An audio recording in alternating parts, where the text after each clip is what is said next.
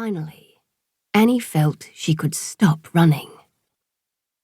It had taken a day to sail beyond the crowded commercial section of the river that ran from the Bund all the way around Pudong Point. She'd watched steamships power away from them, amazed at how the large vessels managed to avoid the junks that dipped and bobbed in the churned-up waters. Huge billboards dotted the shoreline, advertising cigarettes, tiger balm, even chewing gum. There had been British gunboats positioned out from the point, a potent reminder of the unrest. But now, with the violence of Shanghai behind her and rural scenery on either side of the shoreline, it felt like a real river journey. The passageway smelt of damp carpet and fuel as Annie made her way to her cabin. The ship pitched forward, and she felt a thrill of excitement as she fell onto the bunk bed, her feet touching the end where she lay. From the open porthole, the smell of cold water breezed through and briefly disguised the dank that pervaded every inch of her small cabin.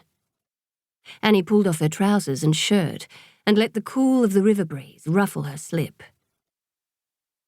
Opposite the bed, a wash basin stood on a small table against the wall. A stalk of plum blossom sat in a jar, a gesture from one of the crew. The shiny bolts that kept her bunk locked to the floor glinted as the sun slipped into the room. The riverboat was considered substantial by professional standards, but Annie couldn't help comparing it to the splendid American passenger liners they'd passed as they sailed away from the Bund and into the Huangpu River. Beside those, this working vessel was endearingly drab and small, but Annie wasn't bothered by the conditions on board.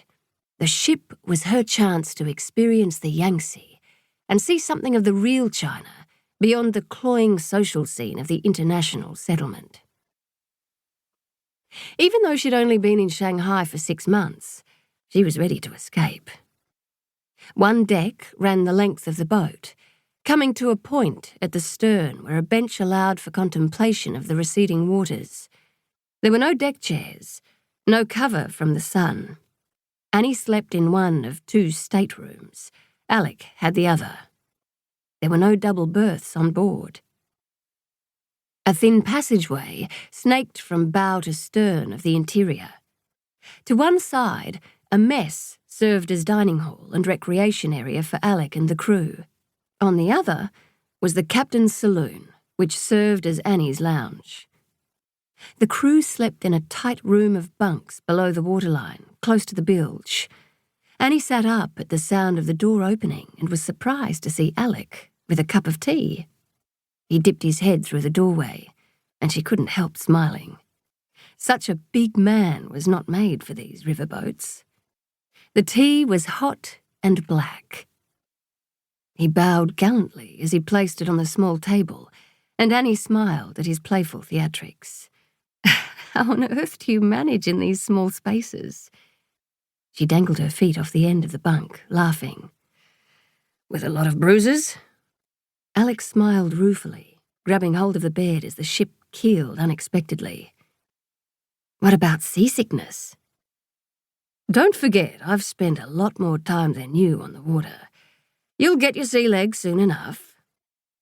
He towered over her as he spoke, one hand pressed to the roof of her cabin to steady himself, the other planted on her bed. In the meantime, hold on to the bulkheads when you move around, and try not to hurt yourself, Blossom. Annie felt his gaze travelling up her body. The skin on her forearms prickled. She still wasn't used to such cool directness. In truth, she hadn't planned to marry anyone. She just wanted to get away from home and be someone other than Annabelle Samuels. The future her father talked about as the only family left to him, it wasn't for her. Leaving the Maclay Valley was the most exciting thing she'd ever done. It was only once the ship had sailed far beyond Sydney's headland, with the ocean's constant swell beneath them, that Annie realised she had no idea what to do when they docked in Hong Kong. All her energy had gone into leaving home. She'd stood on deck, watching the vast spread of water.